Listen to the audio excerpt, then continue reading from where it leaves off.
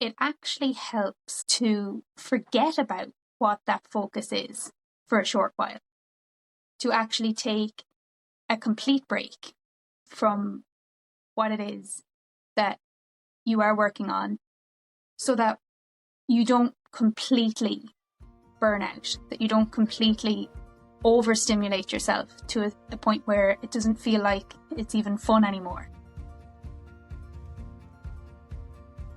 Friend, here's something I don't know if you know. While the podcast is a thought of mine for a long time, Thinking of Me absolutely could not be doing this without our very own Wizard of Oz, Kyle, at Goodnight Podcasting Solutions. Kyle's turnaround time, dedication and level of service means that I never have to second guess or worry about the level of support in getting our messaging out to you. If you're curious as to starting your own podcast, or just want to see how it might spread your message, reach out to Kyle at kylegoodnight.com or check our show notes. I mean it when I say that we couldn't be doing this without him. Hello, happy Tuesday, and welcome to the Thinking of Me podcast, where today we share more of my thoughts. And in today's episode, it actually brings us to a wrap of season 2, Action and Exploring. And today I really thought the most important thought to share with you is in and around focus. And I have 3 things that I do to share with you today in how to manage and enhance your focus. So friend, I invite you first to reflect on one thing today that is going well in your day. The reason I'm opening today's episode with that, which to me used to be something foreign, used to be something that went against the norm of how I used to think, because often we start conversations with a litany of complaints. We can start by talking about something that's just gone wrong, or that we're in crisis with, or an emergency that's just happened, or something negative about ourselves, or downplaying about ourselves to make someone else feel better. If you know what I mean here, and you're around people where sometimes they're the only conversations you have, it can bring you into a focus on only the things that are going wrong. So what's one thing today that is going right or has gone right recently? What's one thing you can kind of say thank you for? And I really invite you to bring something to mind. What can you say you're grateful for? What can you look at that's happened somewhere in the last 24 hours that made you smile? Because what's wrong is always available to us, but so is what's right. And in shifting our focus at the start of today together, in our short time that we spend every week, I want to hear what those positive things are. And please do DM me, comment, send me an email with your thoughts. I would really love to hear your wins, your positive focus points, the things that are going well, the things you're grateful for. And you can do that by commenting below, by sending me a direct message at lauren.jean_ at thinkingofmecoaching@gmail.com, where I really read and listen to your wins. So if you have something that you're grateful for today, I'm going to share a quick story around focus. And it's a true story. So right now, this exact minute, I'm at home in my home place in County Westmeath with my grandparents' house. And I have been for the last couple of weeks as navigate some changes that the entrepreneurship bring world, changes there, where there's changes happening in family and in health dynamics, and also just in truly paving out what the next aligned step looks like. And I've also noticed where some of the shift in my focus has gone, in kind of being around distractions more again, and being kind of at other people's call more often again. And if you know what I mean here, in some of those distraction moments or someone else's needs coming before your own, you might be familiar with that feeling of frustration. So the story is a true one, as I say, that literally happened today, where I was awoken I was woken before my alarm to attend to someone else's needs. And I'm not a mother. And for moms out there listening, I know that this happens to you, I'm sure, multiple times in any given hour, never mind any one given day. But I'm not at a point in life where I'm being woken by my child crying or anything along those lines, okay? So I'm woken for someone else's need, and my focus isn't in line yet because I'm not a morning person. And then suddenly my focus is out of line for the rest of the morning in the order of tasks that I like to kind of set up my day with and kind of get into the routine and the flow of what's important for focusing on in that day. What's the one big task? So the story today was then an opening the conversation of, can I please put a boundary here where unless, the house is falling down or there's a massive emergency, that not to interrupt that routine, that ritual that I have in my sleep pattern. And the reason I share that really brief story is because one thing that started to change how I could focus was in setting up routines and rituals that created a boundary, a protective space, that created a circle, nearly, an invisible shield between what I'm doing and what's happening in the outside world. Because it can get chaotic out there.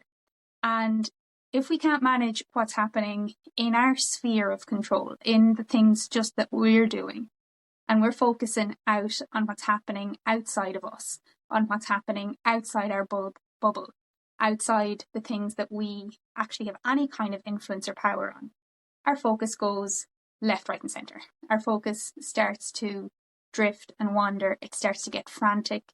It starts to lose energy, because where focus goes, energy flows.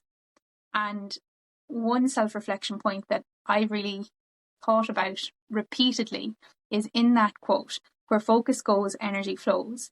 And the times I'm most exhausted are the times that I feel the most burnt out or overstretched, or like I'm not achieving anything or moving forward, is honestly the times when my focus is in all different directions and I'm like a squirrel and things are frantic and the house is on fire all the time. So if you know what I mean there, one thing that protects my focus is in that boundary, is in that routine, is in that ritual bubble of, this is me getting set up to do a thing.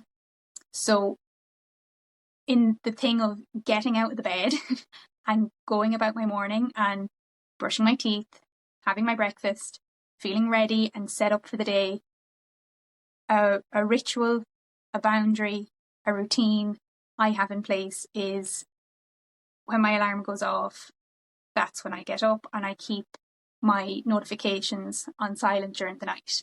So when the alarm goes off, I get up on that alarm as if there's no other alarm, as if there's only one bell or one dong in this like tribal community.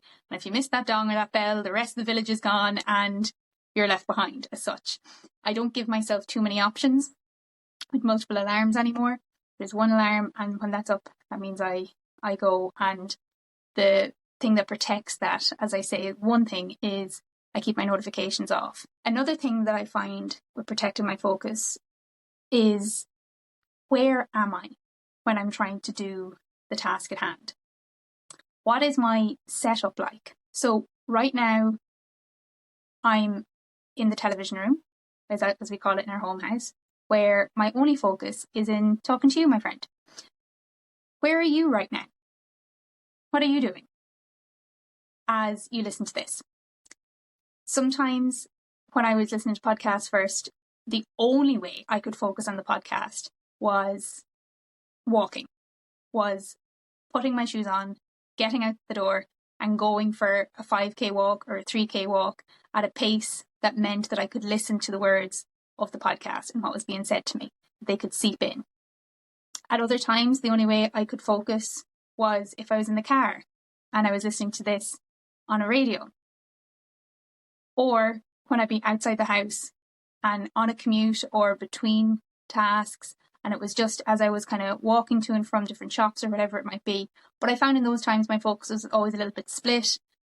Wasn't always my favourite, but it was the only way I could get it in, get it done. So where you are when you're doing a task really does affect the amount of focus, the amount of attention you give to something. And as someone who loves being around people, who loves some of the fun things, some of the exciting things, my attention can overspill, and then I forget sometimes to come back maybe to what I was doing, or my attention can get so hyper focused on just what I'm doing that it doesn't matter who's around me or what's happening. That's the one thing that's happening. There's nothing else that's happening around me. There's no one else that I can engage with because this is the task at hand. So where are you when you're trying to get something done? Does that look like a quiet workspace in a library, in an office? Does that look like somewhere where there's white noise around, like a cafe, or on a commute on a train or something like that, where it doesn't matter if there's the chitter chatter, but there's nobody actually talking to you, that you just have that white noise, that buzz? Or is it somewhere in nature? Is it somewhere a little bit more peaceful? Is it when you're literally physically moving and getting two tasks kind of stacked on top of each other at once? What is your key space for focus? And the third thing when it comes to focus, friend, is what can distract me? And I know this sounds maybe counterintuitive, but hear me on this one. I have been in situations and in times of life where nothing else has mattered except the next goal. Whether it was losing the weight and it was going to the gym 4 or 5 times a week, getting the steps in, checking in it obsessively, or trying to get the grade in whatever assignment. Let's be honest, in my story, that hadn't really happened since secondary school. I kind of blurred the edges a small bit in college. Or it's the night out and you're so hyper focused on what you're wearing, what way you're going to do your hair, have you all the makeup? For guys out there, I know you don't have the same amount of things, but I do know that it's also important to you to look well. And all that's thought about for the week or the 2 weeks or the month before an event is what you're wearing. And in distraction moments, it actually helps to forget about what that focus is for a short while, to actually take a complete break from what it is that you are working on, as I say, you are moving towards, so that you don't completely burn out, that you don't completely overstimulate yourself to a point where it doesn't feel like it's even fun anymore, or to a point where you're not actually getting anywhere, you're just doing the same thing over and over again and nothing's actually changing. And one of my favourite distractions is, as I say, some of those nature moments, is connecting, meeting up with some friends, or is doing something completely different that gets me completely lost.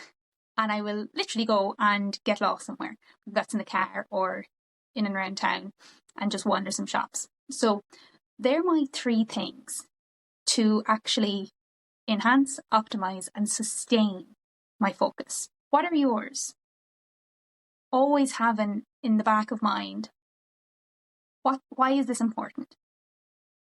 Why is whatever task it might be, whatever activity that you're engaging in, or goal that you're working towards, why is that important that you do put attention to it, that you do eliminate all other options, that you do keep moving in that direction?